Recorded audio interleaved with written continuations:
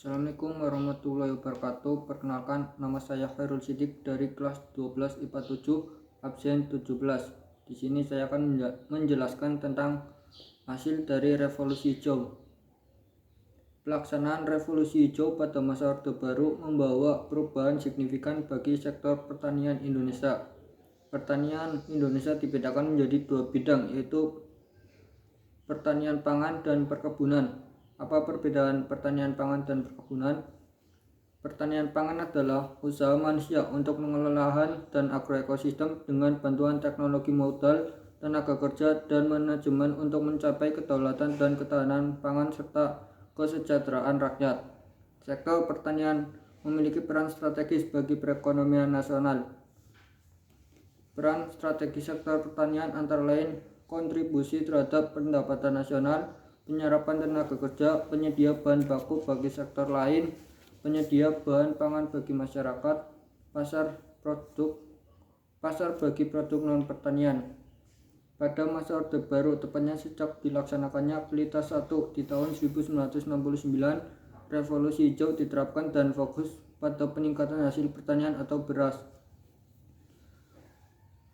Pelaksanaan ada 4 program, yaitu intensifikasi pertanian, ekstensifikasi pertanian, diverifikasi pertanian, dan rehabilitasi. Pertama, intensifikasi pertanian ini diterapkan dalam bentuk pancausaha tani, yakni pemilihan bibit unggul, pengaturan irigasi, pemupukan, teknik pengolahan tanah, dan pemberantasan hama. Kedua, ekstensifikasi pertanian.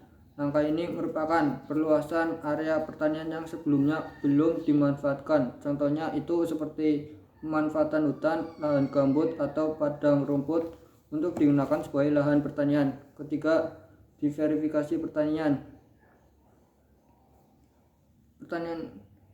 Diverifikasi pertanian ini dapat dikatakan pengalokasian sumber daya pertanian ke beberapa aktivitas lainnya yang menguntungkan baik secara ekonomi atau lingkungan. Contohnya menanamkan beberapa jenis tanaman dalam satu lahan atau memelihara beberapa hewan ternak dalam satu kandang.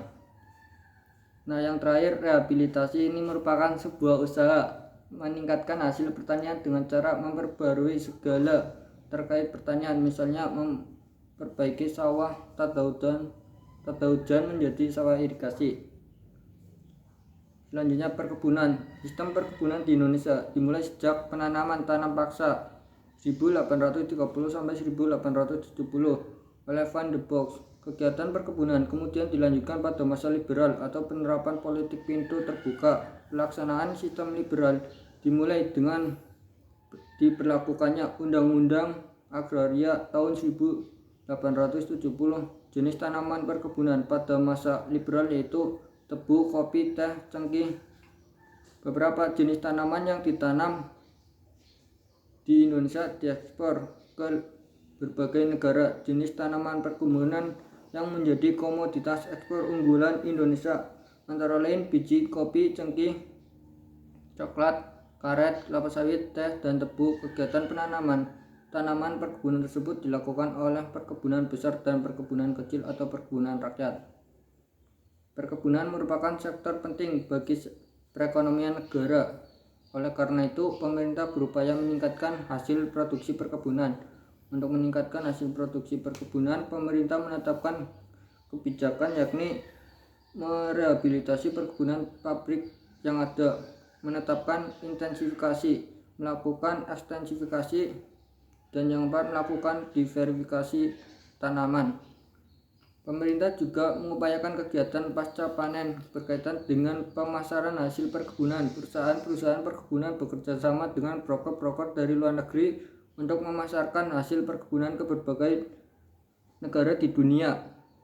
Pelaksanaan revolusi hijau pada masa Orde Baru dapat dikatakan menuai keberhasilan. Keberhasilan tersebut terbukti dengan peningkatan hasil pertanian dan peningkatan nilai ekspor tanaman perkebunan.